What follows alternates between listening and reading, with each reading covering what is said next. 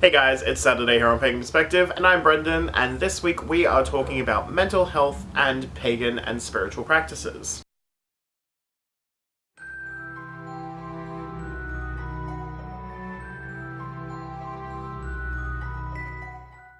So, the question comes from Francisco, which I'll put in the bottom section below, but they're talking about that they've been suffering or going through mental health problems and issues for as long as they can remember, and have been practicing paganism for, I think, like a minute is what they said. So like a small, brief amount of time, and spoke to their psychologist about this, and said the psych said that it was the paganism that was affecting a lot of their mental health issues. And their question was really about, my question is, if or someone you know has had issues that impede your practice, how did you manage to balance this physical with the spiritual without one tainting the other? And so yeah, so back in, it was about a year ago now, actually, I was on the brink of pretty much a breakdown, and was just extremely stressed with work, with life, had taken too much on, was burning myself out, was barely sleeping.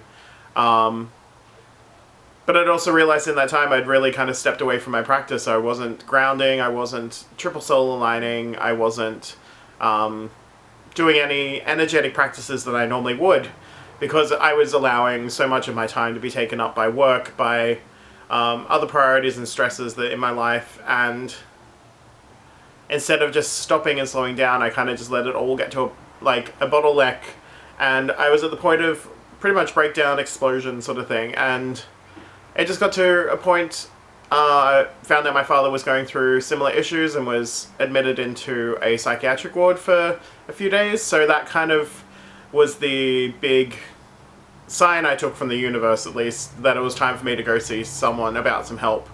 And I ended up going and seeing a counsellor for, I think it was 5 sessions over about 2.5 months sort of thing, and it was a great process, and I was very open about my practices and beliefs through that whole entire thing, because the best way for someone that's helping treat you is to know everything about you that's possible that could either hinder or help your recovery and your whole, the wholesome treatment of you.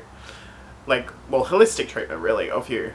So I was very open about all of that, and it helped because she encouraged me to really get back into those disciplines and practices that I'd forgotten about. So whenever I could feel like a panic attack coming on, I would really just stop and slow down and start focusing on my breath. I would do like a 4-beat breath process. So you breathe in for 4, you hold for 4, you release for 4, and you hold for 4. And it really helps bring your mind back, and it would take me back from the edge of a frantic state, sort of an overwhelm, and it would really just help ground me again. And just even practices like that, grounding, basic food, like good nourishment. I was also eating a lot of crap at that time, and I've slowly been transitioning and changing out of that. And just the practices that you love and adore, even if it's just simple devotions once a night, lighting a candle, spending 5 minutes of time just stopping and taking space for yourself, sort of thing. It was that those were the things for me that really brought me back to where I needed to be, as well as all the stuff that I was going through with the counselor and through all of that process.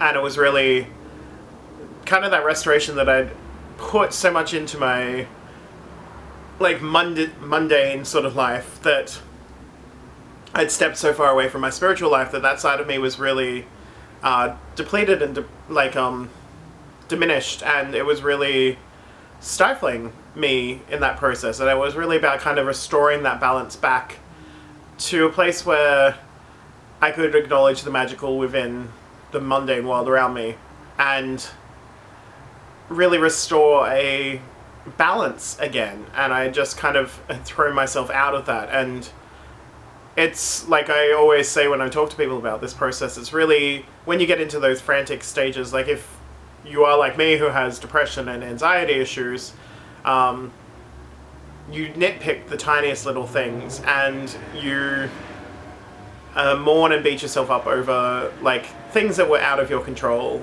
but thinking that you could have done better. And I think it's really about kind of switching up that mindset, and magic and paganism, and for me especially, like my wildwood practices and my reclaiming practices have really helped me restore that kind of balance in myself. Reclaiming has this process called core worth, and it's really about thinking well of ourselves and coming from a place of empowerment and acting and working and reacting within the world from that place of empowerment really helps that. And it's really about that nourished sense of power, so that like in the overculture, power is seen, like anyone having power is seen as this whole, it's going to corrupt them sort of thing. But there's also this process where having the right healthy amount of power is what nourishes us. We often will give our power away, we burn ourselves out, and that's where we get to those points where depression sets in, anxiety sets in. Sometimes that's just a mental state process. Sometimes it can be a whole entire chemical process. I'm sure Megan has spoken a lot more in depth about all of this, considering that is the work that they do. So I can only speak from my personal experience through this whole entire process. But yeah, it was really that place where I was feeling powerless, and that I continually I'd gather any sort of power and I would just give it away to others. And it was really about stopping and restoring myself, and not letting in those thoughts about selfishness or being, I think selfish is the word. But it was really about, if I'm going to be able to work within this world and work with people in this world, I need to look after myself first and think well of myself first. And then I can best present and work and interact with the world around me. So I think it's just really about focusing on yourself. Like, it sounds so like counterintuitive to like it just be, you be selfish, but at the end of the day, you need to make sure that you're doing well and you're doing okay, and that you're eating enough, you're sleeping enough, you're drinking enough water. Go get blood tests, find what you're deficient in, and work out ways to make sure that your system's getting that. Go see your GP, your doctor, get checkups and all that sort of stuff. I can say that here in Australia because we have such a wonderful medical system, but yeah, it can be hard in countries where it's not supported in that sense or that way. But yeah, try to do what you can to look after yourself, and remember that you only have this body for this life, and there will be more experiences after.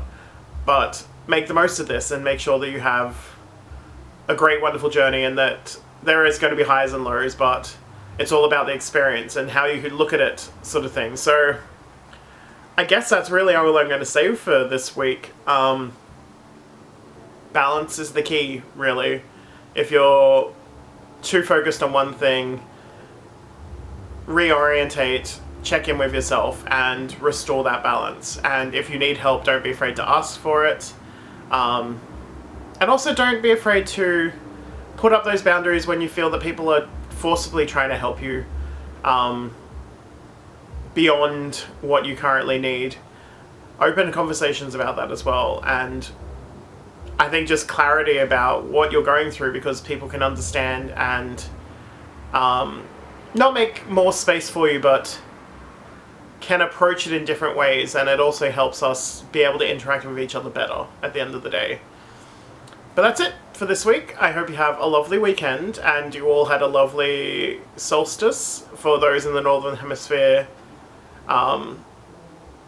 Midsummer, of course, and for us in the Southern Hemisphere it's midwinter or Yule, which has been wonderful. It's finally getting cool down here, even though I'm sitting around in a t-shirt and shorts, but that's Queensland for you. But I will see you, I don't think we're back next week. I think we're back the week after that, so I'll see you in a couple of weeks' time. Much love and blessings. Mwah.